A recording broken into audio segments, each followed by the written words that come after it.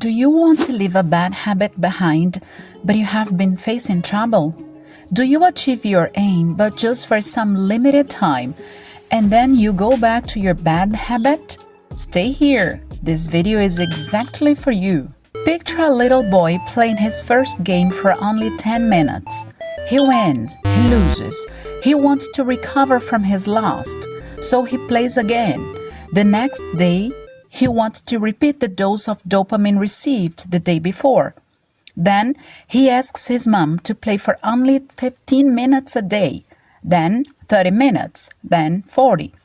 While he became a teenager and got to have his own cell phone or game and the freedom to play whenever he wanted, he could play for hours and hours. Now he is even able to ignore his basic necessities like going to the toilet, drinking water, eating, exactly because he's seeking for more and more dopamine. This is exactly how the bad habits get strong in people's lives, little by little, growing gradually until it becomes a habit. For informational purposes, an addiction is a neuroplastic alteration in a region of the brain that is placed side by side with the compensation system. The point here is that the region of the addiction is the same region of the habit. This way, an addiction is a habit somehow. The habit someone created for training every day is placed in the same region as the habit created for smoking daily, for instance. In practice, we generally call addiction for maladaptive activities, while habit is used for adaptive ones. In the book The Power of Habit, Charles Duhigg says, "This process in which the brain converts a sequence of actions into an automatic routine is known as chunking, and it's at the root of how habits form. This process is actually part of everybody's routine, even when we are not aware of. For instance, every single day you go to the toilet, open the toothpaste, put some of it on your toothbrush, and brush your teeth. When you were a little kid, this activity was a lot harder because you hadn't passed through the phase of automaticity. However, nowadays, you do that so easily you have the sensation you no longer think about it. You just do it, as if you have always done it. The same happens when you start the car lessons. You keep thinking about every single step of it, the brake, the accelerator, all the movements. After some years driving, you can even do other things while you drive the car, because this activity has achieved the status of automatic action.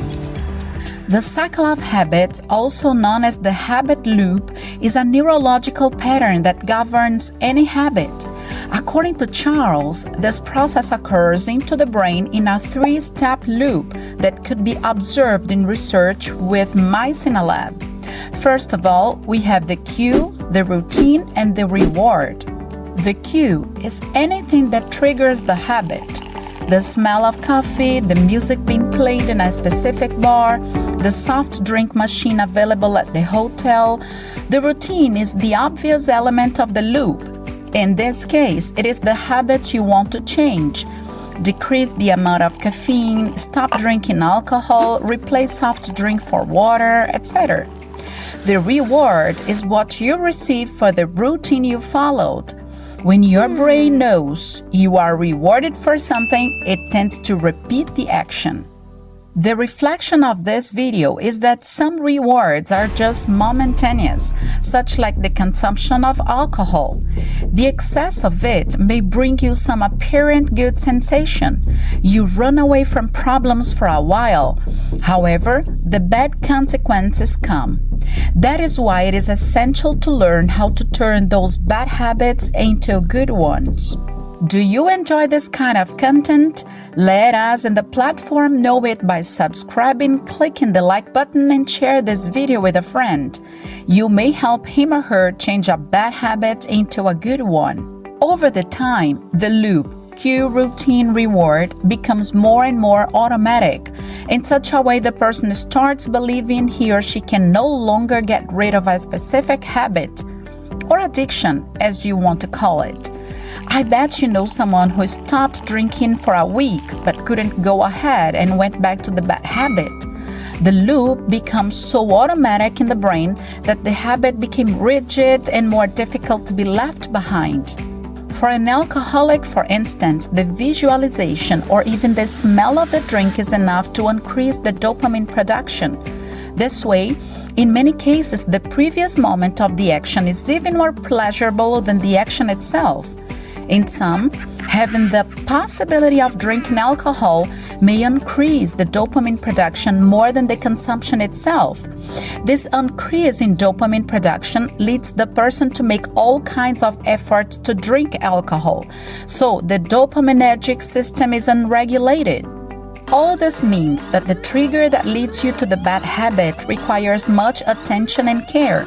If you have problems with excess of chocolate in such a way you lose control of it, then it is primordial to make it difficult to get to it. On the contrary, if you have free and easy access, you will face a bigger challenge since there are no barriers to get to it. The same way, the person who has trouble with needs to identify the things that trigger him or her to crazily want that, just as staying alone in a hotel or going to places where the access is facilitated. If you want to increase the amount of junk food you eat, it is primordial to gradually increase the junk you buy when you do your groceries. This strategy is supported by the idea of changing the context you are inserted instead of fighting against the bad habit that challenges your mind. It has been proved our brain system is incapable of fighting for very long periods of time. It is not worth taking the risk. The plot twist here is to understand that the habit loop does not only occur with bad habits, but also with good habits, which are the desired ones. That is why you clicked this video, I assume. Then it is even more productive to change patterns to replace habits than fighting against your most difficult areas. In practice, if you are a sugar lover, of that kind who can't even feel the smell of a candy, and then you feel eager to eat not only a piece of it, but a full box of them, it is useless to keep repeating, I am not going to eat chocolate, I can't consume sugar. So replace this to good habits. Search about fruit and vegetables. Learn how to prepare good food with them. Get together with people who have the same aim. Search for nutrition information of good food, and little by little, your brain will change the patterns of what is tasty and pleasurable in terms of food. Are you addicted to porn, alcohol, drugs, or something like it? How can you replace that? This is time for a good search and self-analysis. Depending on the case, you may need professional help, but also think about a sport, a hobby, a course, or something that catches your attention and brings you motivation enough to grasp your dedication. Throughout the time, as you get so involved in that new activity, it starts to enhance your motivation in such a way it is more compensating than the bad habits you had beforehand. I am a sugar lover. Chocolate, candy, cakes, any kind of sweet things used to drive me crazy, especially in days of anxiety. However, I love the healthy lifestyle. I already spent about 2 months taking control of my sugar portions. But then, in the very first situation of anxiety, I used to throw myself into all those candies. More recently, I have decided to have a specific shape. This goal is so strong that whenever I feel like eating sweet, I remember the shape I want. I come to the conclusion that if I eat this amount of candy today, I will destroy the goal I have. Incredibly as it may seem, this simple but effective path creates a kind of barrier that stops you from going back to the same habit. Then remember, replacing a bad habit for a good one is far away more productive than keep fighting against the bad habit. This is why many people feel goosebumps after finishing a running competition, for instance.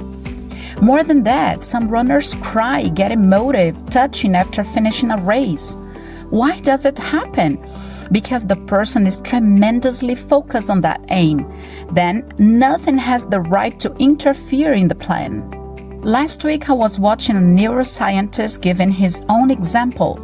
He used to smoke cigarettes during a period of his life. Then he started running. He was very committed with that.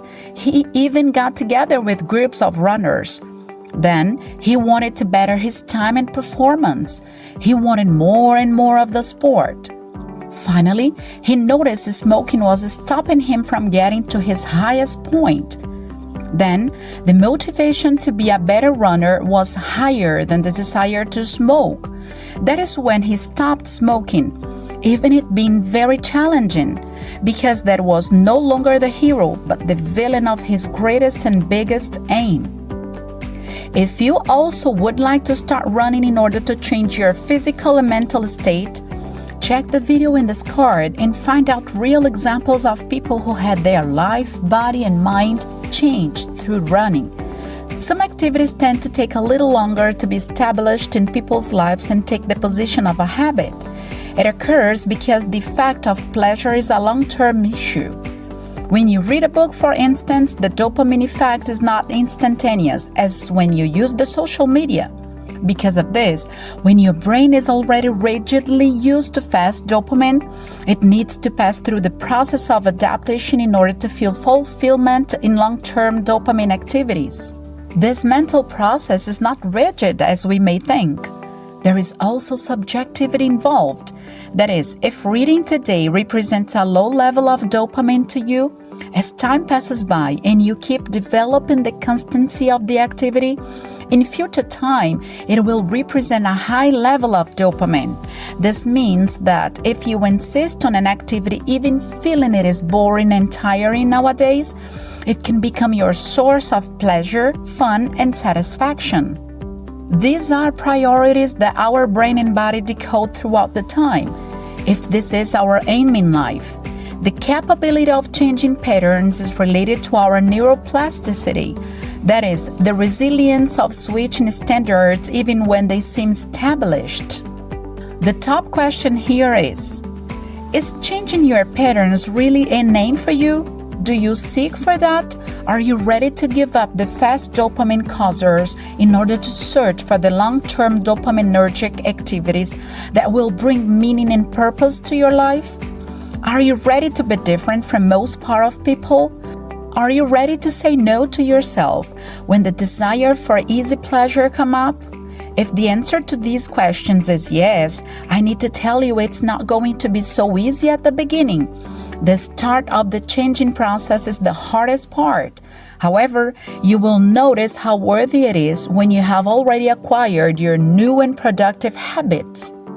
Those are the habits that will lead you to your dream life, to your desired shape, to the wanted intellectual knowledge. That is how people achieve what they want, denying many things in order to accept some others. There is not a two-way road. There is a choice. One eliminates the other automatically. This choice is based on the benefits, since our brain is totally not altruistic. It observes how good something can be to me.